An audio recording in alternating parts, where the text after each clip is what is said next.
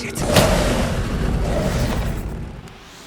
Movie tie-in games haven't had the best reputation, but when it comes to horror movies, there are some surprising number of genuinely brilliant adaptations from developers who know the source material inside out, and with many of them, we see some of those insides coming out. Asymmetrical multiplayer is currently the most fashionable horror game trend, and it largely works thanks to all the drama with friends perfectly recreating the panic of slasher movies. So whether you want pixelated metroidvanias, a trip to the woods, or to play hide and seek with a xenomorph, it's all here in the best games based on horror movies. Yeah, good boy.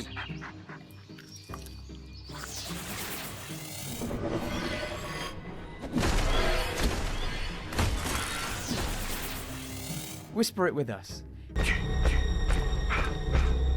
The Friday the 13th franchise has a very specific and delightfully gory tone, and developer Ilphonic is so in love with Jason Voorhees that every detail here feels true to the movies. The iconic score comes from the original series composer Harry Manfredini, while Jason himself, Kane Hodder, performed every in-game kill in motion capture. There are even multiple iterations of Jason with different looks, weaponry, and abilities spanning all the movies. And on the other side, you've got a team of teen counselors using their own abilities to try and survive, all of which all combine to create a perfect Friday night horror experience. We need you! Oh my god! Oh my god! Good morning. Ripley, it's certainly not good. I very much doubt it's morning either. Creative Assembly's Alien Isolation contains one of the best versions of the xenomorph ever committed to screen. Although it escalates over the surprisingly long campaign, this masterpiece is at its best when it's just you. Playing as Ellen Ripley's daughter, Amanda, slowly exploring the Sevastopol space station, every step is a risk, with only the iconic motion tracker for company, pleading silently that nothing's going to be around the next corner, and those agonizing bleeps will stop. Spending hours frozen and hiding in one spot is entirely possible here, and completely forgivable, as Alien Isolation is positively dripping with tension and quite possibly acid spit. Just remember, in your living room, everyone can hear you scream.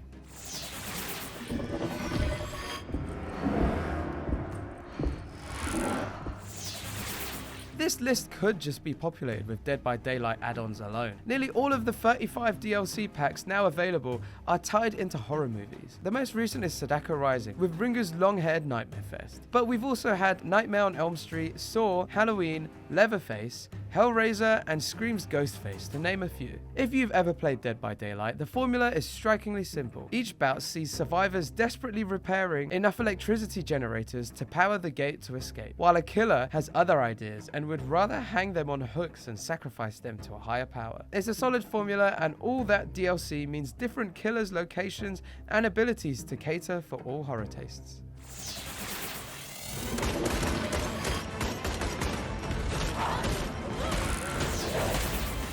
If you can't get enough of asymmetrical multiplayer horrors, you can now get groovy with Evil Dead, the game. Once again, authenticity is key here, as you either grab broomsticks and chainsaws as Ash & Co, or play as a choice of demonic deities trying to doom the world. The first time you're in the infamous cabin, complete with that chained trapdoor, it feels amazing. And this multiplayer offering opens up into sprawling movie-perfect maps, filled with some ludicrously fun kill animations, and the demonic ability to possess trees or even cars. Bruce Campbell on voice duties is just the gooey red icing on the cake.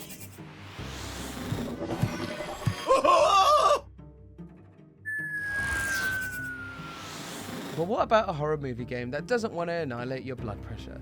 Well, Friday the 13th Killer Puzzle wants to take it out on your grey matter instead. There are more than 150 plus levels to murder your way through, each with a line of willing victims just waiting for the fall of Jason's machete. All you have to do is send Jason flying into them without blocking himself in and having to restart the level. Slasher movie villains just hate that. This is from the same development team as Slayaway Camp and uses the same timeless if bloodthirsty puzzle mechanics. The range of locations and murder weapons always keep things fresh. Yes, Jason does go to space, and the constant less than inspiring interruptions from Mother are an excellent source of comedy entertainment. The first Carnage Field chapter is free on some platforms as well if you want to try it out.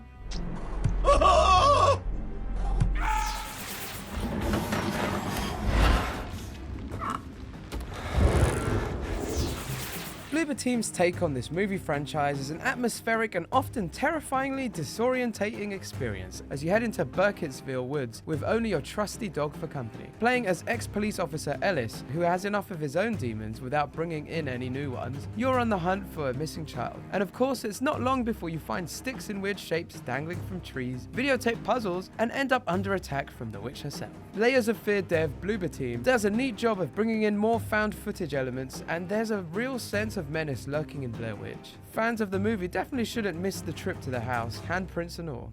What?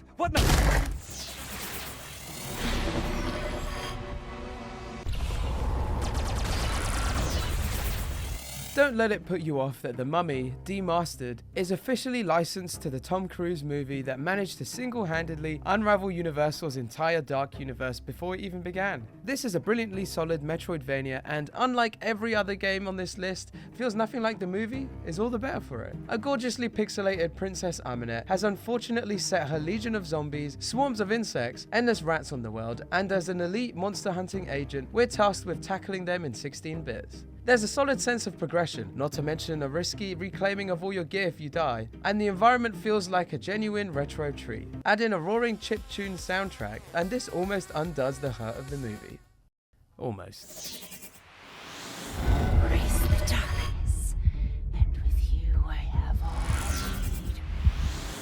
The reason that the Paranormal Activity franchise is so terrifying is its place in normality. For the game, the scares had to be the same, so The Lost Soul places you into an ostensibly normal-looking family home. The only problem being that it's very haunted indeed. Playing in VR, as the devs intended, is an exercise in heart-in-mouth tension, while you try to keep an eye on everything at once. Did that door just move? What about that fruit bowl? Oh dear, why has that tool chest just thundered down the stairs? You get the idea.